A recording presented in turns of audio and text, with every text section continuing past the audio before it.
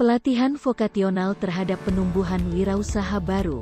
Usaha mikro, kecil, dan menengah adalah salah satu pilar utama ekonomi nasional. Dalam kegiatan usahanya mampu memperluas lapangan kerja dan memberikan pelayanan ekonomi secara luas kepada masyarakat, dan dapat berperan dalam proses pemerataan dan peningkatan pendapatan masyarakat, mendorong pertumbuhan ekonomi, dan berperan dalam mewujudkan stabilitas nasional. Pemerintah baik pusat maupun daerah tentunya sangat berperan untuk memperkuat UMKM dalam menghadapi berbagai hambatan dan kendala, baik yang bersifat internal maupun eksternal, dalam hal produksi dan pengolahan, pemasaran, sumber daya manusia, desain dan teknologi, permodalan, serta iklim usaha. Salah satu peran pemerintah yaitu penguatan sumber daya manusia yang berkualitas, berdaya saing, kreatif dan inovatif dalam menghadapi era milenium atau digitalisasi. Dalam hal ini Kementerian Koperasi dan UKM Cek, Deputi Bidang Pengembangan SDM telah melaksanakan kegiatan pelatihan vokasional bagi masyarakat maupun baik di provinsi atau kabupaten atau kota. Pelatihan vokasional untuk tahun 2016 sampai dengan 2017 diikuti peserta sebanyak 5.680 orang untuk bidang packaging, kuliner, kerajinan, e-commerce dan lainnya sesuai kebutuhan dari masing kebutuhan peserta pelatihan di provinsi atau kabupaten atau kota. Dalam Undang-Undang Nomor 20 Tahun 2008 tentang UMKM, peran pemerintah dalam pemberdayaan UMKM meliputi dua hal strategis, yaitu, pertama, pemerintah wajib menumbuhkan iklim usaha yang kondusif untuk memberdayakan UMKM. Kedua, pemerintah daerah, dunia usaha dan masyarakat melakukan pengembangan usaha secara sinergis manusia dan pengembangan desain teknologi UMKM. Pemerintah daerah, dunia usaha dan masyarakat menjadi yang terbaik dan terdepan dalam pemberdayaan UMKM. Kementerian Koperasi dan UKM dalam rangka meningkatkan kapasitas sumber daya manusia (SDM) dengan memiliki kemampuan keterampilan dan berupaya dalam penumbuhan wirausaha baru, maka pada tahun 2016-2017 telah dilaksanakan kegiatan pelatihan vokasional bagi masyarakat maupun baik di provinsi atau kabupaten atau kota.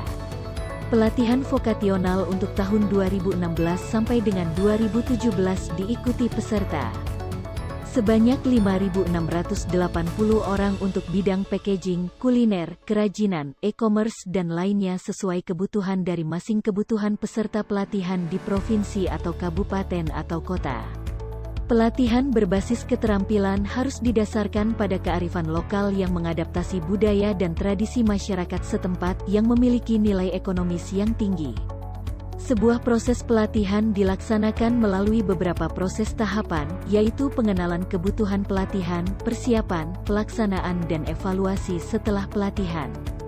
Dari hasil penelitian didapatkan data bahwa semua proses pelaksanaan pelatihan ini telah dilaksanakan. Tentu saja ada beberapa catatan perbaikan untuk pelaksanaan pelatihan ini lebih lanjut. Namun demikian, beberapa catatan dari responden bisa dimasukkan adalah sebagai berikut. Pertama, tentang materi pelatihan. Responden berharap bahwa materi pelatihan lebih banyak diisi dengan praktik, tidak sekadar teori. Responden merasa bahwa waktu untuk praktik masih sangat kurang. Memang disadari bahwa tidak mudah memadatkan materi pelatihan vokasional yang biasanya dilaksanakan dalam waktu yang cukup panjang. Apalagi, sebuah keterampilan memang tidak bisa hanya diberikan dengan teori belaka. Tantangan dari program ini adalah bagaimana memilih materi pelatihan yang siap pakai, sederhana, dan bisa dilakukan dalam waktu singkat. Kedua, tentang alat atau bahan praktik. Banyak responden yang merasa bahwa alat atau bahan praktik masih perlu ditambahkan. Pelatihan vokasional memang pelatihan praktik, karena itulah bahan-bahan praktik perlu untuk diperbanyak. Dengan keterbatasan dana pelaksanaan pelatihan, memang bahan praktik ini seringkali tidak bisa diberikan untuk seluruh peserta. Pada beberapa kasus, memungkinkan untuk peserta berpartisipasi membeli dan membawa sendiri bahan-bahan praktikum pelatihan sehingga mereka lebih banyak praktiknya. Ketiga, pasca pelatihan.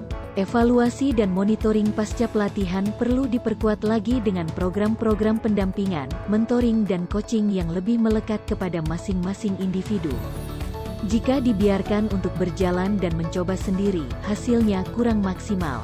Selain dari pendampingan secara personal, yang menarik dan bisa dijadikan contoh dari kasus Solo dan Boyolali adalah bahwa peserta pelatihan dibuatkan kelompok-kelompok kecil di mana mereka secara rutin menggelar pertemuan selesai pelatihan. Dengan adanya kelompok-kelompok kecil di mana akhirnya sebagian bisa membentuk koperasi menjadikan program pelatihan bisa terus berlanjut menjadi ide dan wujud nyata pengembangan usaha di masyarakat. Bagaimana membangun keberanian dalam mengambil risiko, dalam hal ini mulai berani usaha?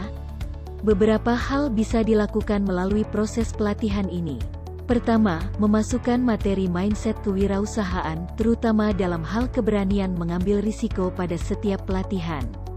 Secara praktis, dalam proses 2-3 hari pelatihan, perlu dimasukkan satu sesi tentang mindset kewirausahaan. Kedua, perlu adanya pendampingan melekat pada setiap peserta setelah pelatihan.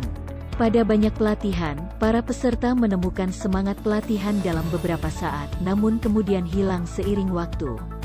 Dengan adanya pendampingan, semangat berwirausaha itu bisa terjaga.